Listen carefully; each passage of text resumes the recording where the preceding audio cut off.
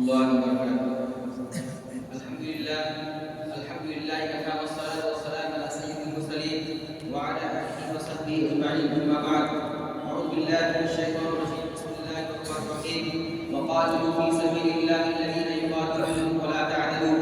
صدر محترم رقم صاحبان اور میرے مفتی قدرتی اساتذہ کرام اور میرے عزیز بھائی اور دوستوں، اسلام کی بنیاد امن اور انسانیت کے خیر خواہی پر رکھی گئی ہے.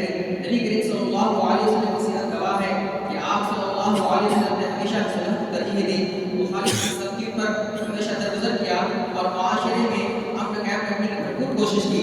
لیکن جب دشمن طاقتیں بار بار حملہ آور ہوئی، کمزور کو ستایا اور اسلامی ریاست کے وجود کو مٹانے کی کوشش کی، تب مسلمانوں کے پاس دفاع کے سوا کا دوسرا راستہ نہ تھا. غزوہ تبوک اسی ضرورت کا نتیجہ تھا.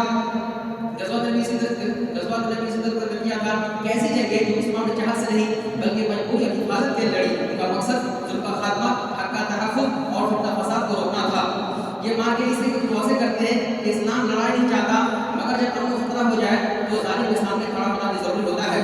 موضوع کی مزید توضیحات سے قبل میں غزوات کی تعریف کر دینا بہت سمجھتا ہوں. غزوات جمع ہے. حافظ بن حجر الاسقلانی اس کی تعریف یوں بیان کرتے ہیں کہ غزوہ اس فوجی گروپ کو کہتے ہیں جس میں نبی کریم صلی اللہ علیہ وسلم بذات خود تشریف لے گئے ہوں، چاہے جنگ ہوئی ہو یا نہ ہوئی ہو. دنیا کے سامنے اکثر اسلام اور پیغمبر اسلام پر اعتراض کیا جاتا ہے کہ گویا اسلام تلوار کی زور پر پھیلا، جبکہ حقیقت یہ ہے کہ آپ صلی اللہ علیہ وسلم نے کبھی ظلمی حملہ کو دعوت اسلام کا ذریعہ نہیں بنایا. آپ صلی اللہ علیہ وسلم کی پوری زندگی اس کی روشن واضح دلیل ہے کہ مکہ کے 13 سال گواہ ہے کہ مسلمانوں پر ظلم ہوا، تشدد ہوا، قتل کا منصوبہ بنا، اور آپ صلی اللہ علیہ وسلم نے ایک بار بھی تلوار اٹھانے کی اجازت نہیں تھی. حالانکہ ایک سیرت کی نشان کی طرف بڑھے. کیا کوئی فاتح قوم اتنی صبر کرتی یا تاریخ چیخ چیخ کر کہتی ہے کہ اسلام ہم کے ساتھ شروع ہوا؟ تاریخ ان کے ساتھ شروع ہوا تلوار سے نہیں.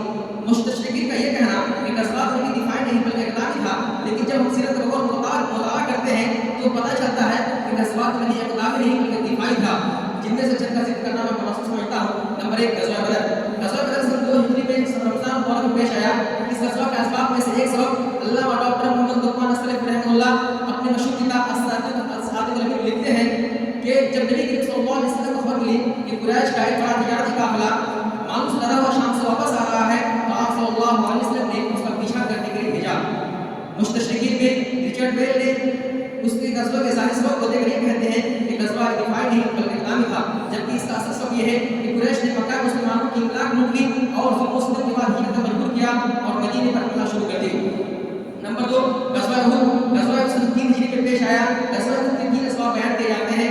نمبر 1، انتقام بدر. نمبر 2، بڑھتا ہوا اسلام رعب. نمبر 3، اقتصادی دباؤ. حالانکہ دیکھیں البدایہ اور ہدایہ. قریش نے بدریہ کا معاہدہ توڑا، اس کے باوجود نبی صلی اللہ علیہ وسلم نے حکم بڑھائے، مکہ فتح کیا اور سب کو معاف کر دیا. اگر مقصد حکومت ہوتی، طاقت ہوتی تو بدلہ ہوتا معافی کی. حالانکہ دیکھیں سیرت النبی. شبلی نعمانی اپنی مشہور کتاب سیرت النبی میں لکھتے ہیں کہ سارے غزوات دفاعی تھے نہ کہ جارحانہ. قرآن کریم کا فرمان من قتل نفسا بغیر نفس او فساد فی الارض فکأنما قتل الناس جميعا. جب ہماری شریعت اتنی سخت وعید سناتی ہو تو پھر کیسے ممکن ہے کہ وہ شریعت جنگ کی اجازت دے دے؟ اللہ تبارک و تعالیٰ دوسری جگہ ارشاد فرماتا ہے وقاتلوا فی سبیل اللہ الذین یقاتلونکم ولا تعتدوا. یہ آیت صاف بتاتی ہے کہ صرف جنگ انہی کے خلاف ہے جو حملہ پہلے کرے. مستشرقین میں ولید اور اپنی مشہور کتاب لائف آف محمد لکھتے ہیں کہ محمد صلی اللہ علیہ وسلم نے اسلام پھیلانے کے لیے جنگیں کی. اگر مقصد جنگ ہوتا، اگر مقصد اسلام پھیلانا ہوتا تو بدر کے بعد قریش مکہ میں کیوں نہیں ختم کیے گئے؟ اگر مقصد اسلام پھیلانا ہوتا تو عرب کے عیسائی اور یہودی کیوں برقرار رہے؟ اگر مقصد اسلام پھیلانا ہوتا تو اسلام قبول نہ کرنے پر انہیں سزا کیوں نہیں دی گئی؟ خلاصہ کلام یہ ہے کہ سارے غزوات دفاعی تھے نام اقدامی. اب اللہ تبارک و تعالیٰ سے دعا ہے کہ اللہ تعالیٰ ہم تمام مسلمانوں کو سیرت پڑھنے اور اسے سمجھنے کی توفیق عطا فرما. آمین. وآخر دعوانا الحمدللہ رب العالمین.